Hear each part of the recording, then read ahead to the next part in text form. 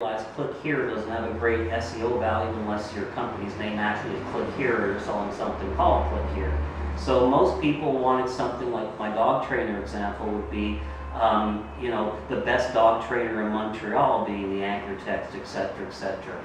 And that's great, that has SEO value to it. The problem is, when you started trading links with people and asking them to specifically put specific anchor text on there, and you went out to 500 people and said, can you please link to my site with the anchor text, the best dog trainer in Montreal? Well, Google looks at that and says, we've got 500 links coming in with the exact same phrase on it. That is not a natural thing to. In real life, that wouldn't be expected to happen. And they will penalize you for having too many links coming in with consistent anchor text. This also applies to links within your site, between the different pages. If you're always linking to your main sales page or something with the exact same text, that's a bad thing to do. You should go around and change that anchor text, mix it up a bit. Still use words that are, SEO relevant, but don't use the same phrase, the same sentence all the time, because that's one of the things they're really hammering on right now. Blog networks used to be a technique of bringing back a lot of traffic to your site.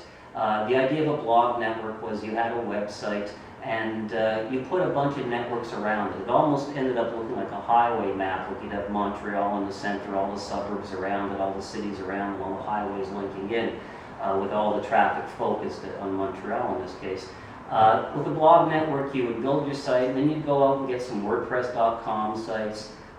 You make a bunch of squid doodle lenses, Tumblr pages, etc., etc., and you would link them back into your main site, and this was called a blog network. Google does not like these because, for one thing, most of these blog networks had basically no value. The sites that you were creating, their whole purpose there was just to bring links back to your main site, and of course they're wise to this type of thing.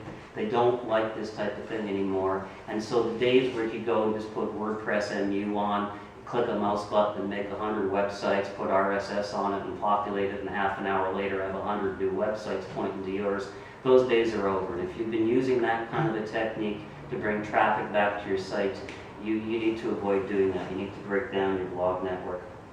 Now, hack sites, of course, that's not just bad in 2013, that's bad anytime, but now it's particularly relevant. Another thing that Google is looking at, and it's something also my next bullet point will address, is sites that are basically put up there but aren't maintained. Building a website, putting a website up, and then leaving it alone for weeks or months and not doing anything with it. And a hack site is one sure sign that you've done that. If your website is down, it's got a 301 redirect or some phishing page or something on it instead of your actual website, and their search engine spider comes and spiders it and sees that, they drop you like a rock. And it may seem mean because, oh my God, my site got hacked, plus I'm getting penalized by Google, but actually if your site is hacked, you should know about that pretty fast, hopefully at least within a few hours, if not right away. And you should also have a contingency plan to get your site back to where it was. Hack sites have become a real problem now with the fact that most of us are using content management systems or CMS, especially WordPress. I mean, these are great products, but the problem is open source CMSs like WordPress are a hacker's delight. They're about the easiest thing on the planet to hack, and they're open source, so the plans are available to them.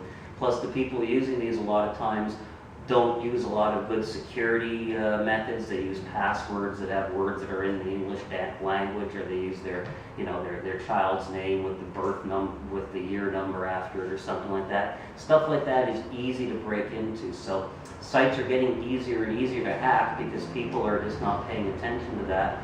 You need a plan if your website gets hacked, or actually maybe I should say when. I mean, you should almost think of it that way. You need to have some kind of a backup plan.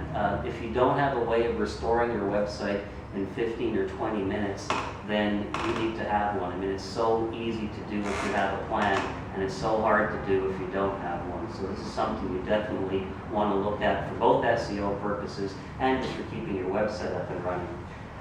User comments. Well, of course, comments aren't bad. I don't mean to imply they are. But what can be bad about user comments are two things. For those of you who were here during our last session, I mentioned that comments could actually dilute the SEO value of your pages. An excellent example of that actually is a lot of the news items that you see on CNN's website, and you start reading the comments below. You'll see a news story about something like an earthquake in Peru or something, and you'll start reading the comments, and inevitably some joker will come up with a completely irrelevant comment and say, well, this is all Obama's fault or something. And then you'll get a whole thread of people who are arguing about the Republicans and Democrats, etc. It has nothing to do with the original topic. But because the original article was only a couple of hundred words and the comments are going on forever and ever, now the comments are what are giving this page the SEO rating, and this page is actually ranking higher for stuff about President Obama than it is about the original subject, the earthquake in Peru in this case.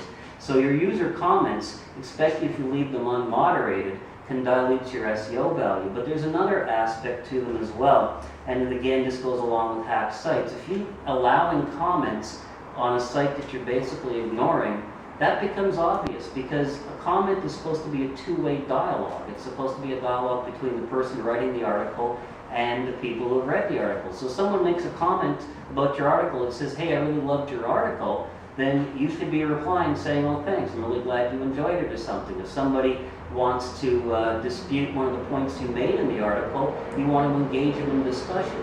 If you're allowing comments, it should be a discussion. If that discussion goes stagnant or if it's a one-way conversation, they're looking at that kind of thing, and they'll start dropping you a little lower because here's a page you're obviously just put up there and you've forgotten about. So if you do allow comments, and they can still be a good thing, make sure you moderate them so you can, filter out the ones that have nothing to do or the ones that are obviously just spam trying to advertise things. Plus, respond to them, dialogue with them. Don't do it once a month, do it at least once a week. If it's a really a popular blog, even every few days, if not every day. Okay, well, it's not all bad news. There's some good new things that you can do as well for SEO. This one slide over here is basically, if you're going to take anything away about SEO, this is the slide over here for you. Good content. This always has been and always will be the best thing that you can do for your site for SEO purposes. For not only SEO purposes, but also for purposes of the human visitors who visit your site. The more original content that you can have on your website, the better. Don't scrape content off of other websites. Don't duplicate it around your site. And writing content for purposes of just getting your keywords in there, that's not good too. I mean, you want to try to have the keywords in there, but make them flow naturally. And as for how long the content should be, well, a few years ago we were saying about 500 words. Now I think we're saying more about 800 words or so per article. But really the answer to that question is as long as it takes to actually get the story out. I mean, if it's going to take 1,000 words, write a 1,000 word article, etc. Good content is actually the best SEO technique you can use now, has been in the past, and will be in the future. None of the updates are hitting content. In fact, they're trying to encourage good content. So again, that's the number one key to good SEO. Over optimization. Try to avoid this. And it sounds kind of funny because we're talking about SEO, search engine optimization. It's almost like we're trying to say, don't do what we're trying to tell you to do.